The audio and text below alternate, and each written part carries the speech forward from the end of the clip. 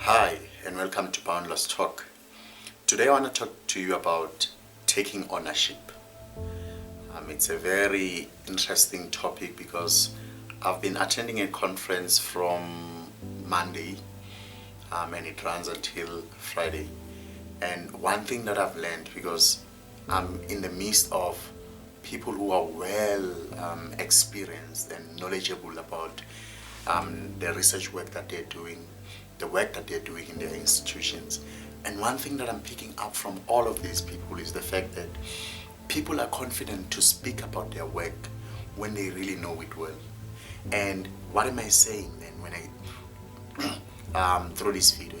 It's if you are able to take ownership of your work, whether you are in finance, whether you are in health, whether you are in education, if you are able to take ownership of the work that you're doing, know the high and lows, be an expert on the work that you're doing.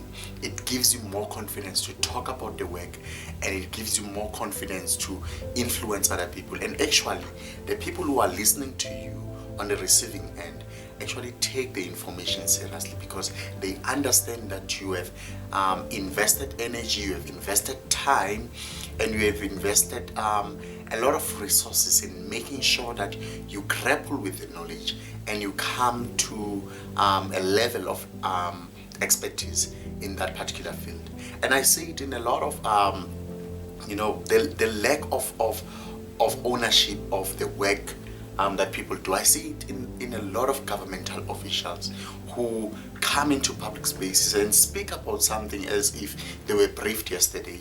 They speak on certain policies as if they were briefed yesterday. They speak on matters of importance and significance as if it's something light. And it's quite concerning because as a leader, as someone who's working, as someone who wants to inspire people, you should be able to inspire confidence by the words that you speak.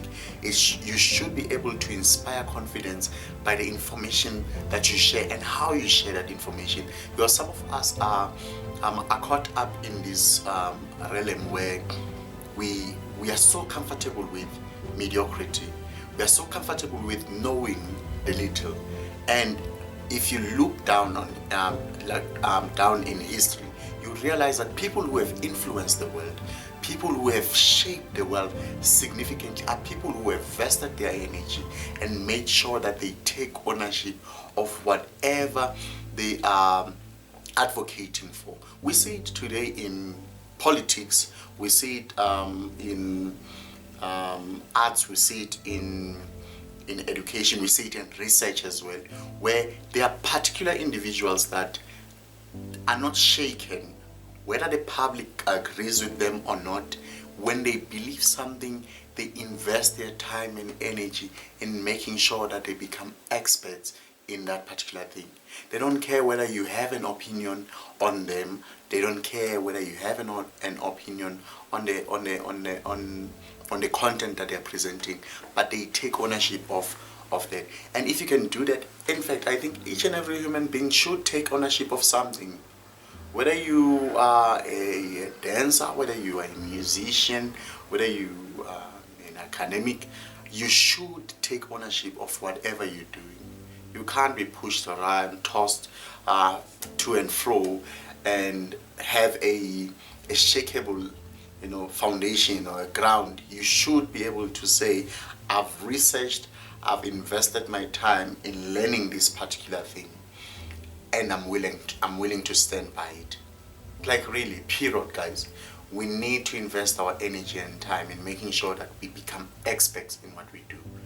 Because really, if we want to be leaders, if we want to transform the world, if we want to change the world, we need to at least prove it in this level, to say whatever I want to transform, at least I'm well acquainted about that particular issue or that particular thing. So if you really want to influence people, if you really want people to take you seriously, you need to invest time and energy in what you're doing.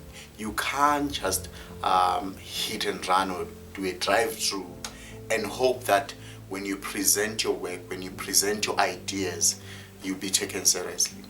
There's a guy that I listen to now and then, Dr. Jonathan Peterson, who's a clinical psychologist, and he says that when people know what they're talking about, they're in a better position to engage other people. They are in a better position to engage others. But if you don't know what you're talking about, you're going to make a fool out of yourself. Because when you are involved in a discussion, a debate, or a dialogue with someone, and in the process of talking about whatever you're talking about, you expose your level of ignorance about that topic, the people who are listening to you would never take you serious when it comes to that. So you need to understand that even when you are in your job place, whether it's a project that you're working on, whether it's a paper that you're working on, a report, or whatever the case is, make sure that you look at and focus on the finer details of that report so that you know exactly what it means. And when you present that, you give confidence, you inspire confidence to the audience to say that I know what I'm talking about. I've researched about what I'm doing. Imagine going to a hospital and you are treated by a doctor who says maybe you have that, maybe you are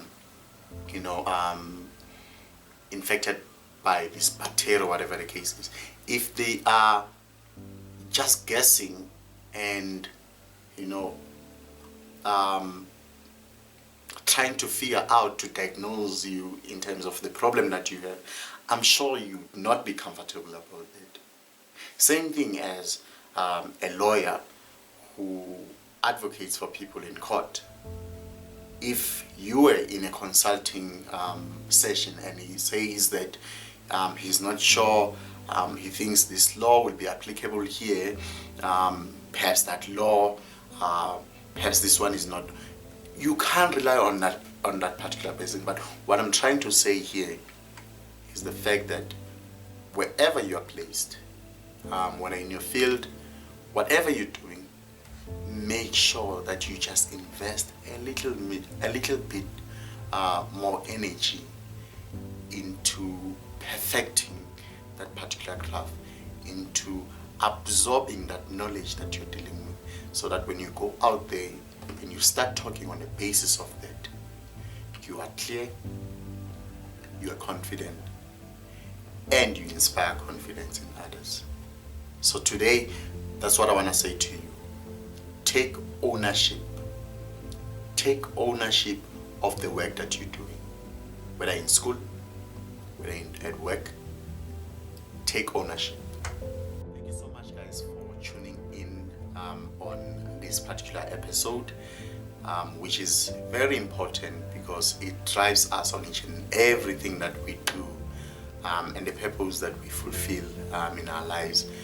Thank you so much for the support. I see people are liking the videos that I'm sharing, and I'd like to engage with you. And so if you want to do that, please make sure that you leave a comment on the comment section below, and don't forget to subscribe. I'd like to thank you so much for the support from the inception of this particular blog.